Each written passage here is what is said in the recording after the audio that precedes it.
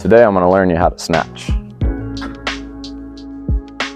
The snatch is performed as 3 different phases, starting from the ground, 1 fluid movement from ground to overhead.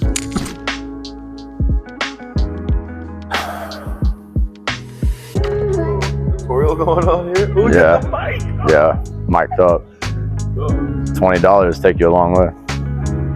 When executing the snatch, first thing we're going to talk about is where my feet go and where my hands go.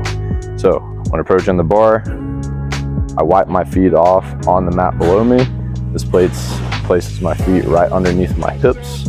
As far as my hands, I'm going to grab the bar just regularly. I'm going to move my hands out on the barbell until I can do high knees without my thighs hitting the bar. So if my hands were not wide enough and I did the high knees, the bar would push out. All right, the goal of this is to get the bar to sit right into my hip crease. Step 2 is establishing my end position, so where I'm going and my starting position, how I get started. The end position is with the barbell overhead, my feet at shoulder width, and then a partial squat with my shoulders pressed up. This is the end position.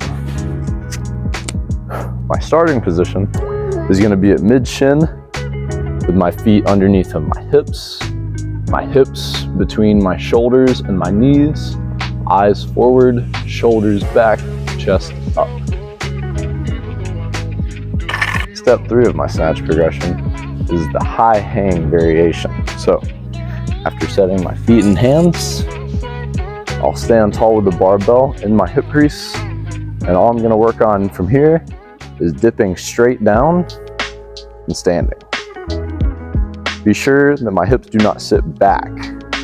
For now, all I'm establishing is a dip straight down and standing. After establishing the dip and stand, we'll then add in the high pull. The pull must only come after we finish standing. So now it is dip, stand, pull the elbows high and outside. It looks like this.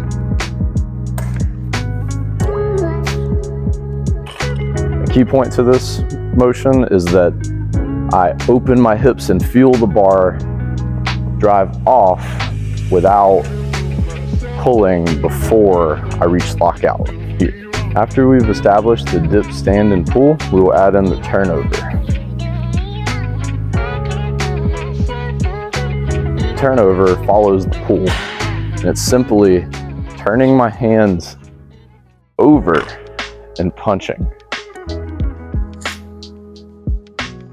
Now it's dip, stand, pull, punch.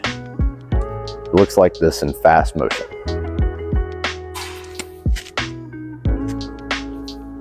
Step 4 of my snatch progression is adding in the low hang. So after establishing the high hang variation of a dip, pull, turnover, now we will add in more leg drive by lowering the bar to the knee for shifting, standing, pulling, and turning over. So from the top, we will dip. We'll add in a slide. At this point, my hips will go back as my shoulders fall forward.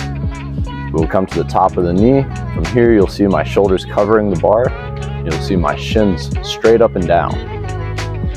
From here, all we're gonna do is reverse. So we will slide back into the pocket, stand, pull, punch, all together.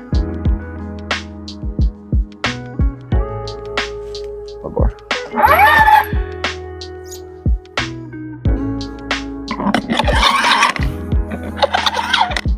Lift off and transition. Feet start underneath my hips. Establish the grip and stance. Knees out. Hips between the knees and the shoulders. The lift off is simply picking the bar up from my shins to my knees. You'll notice that when I get to my knees, my shin is no longer angled, it's straight up and down.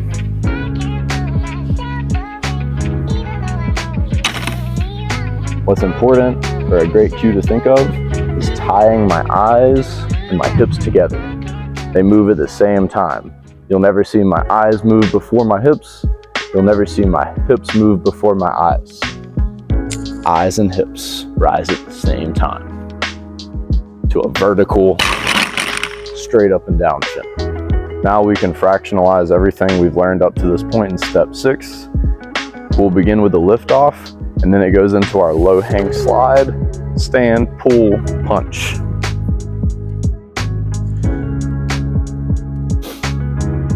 Lift off, slide, stand, pull, punch. As you get better at these movements, you can speed it up and take out the pauses that you saw me use.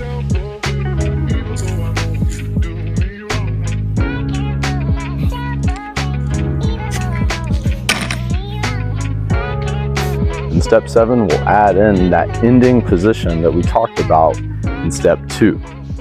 So as we are turning over and punching, we will move our feet down into a squat stance and then stand. One more time.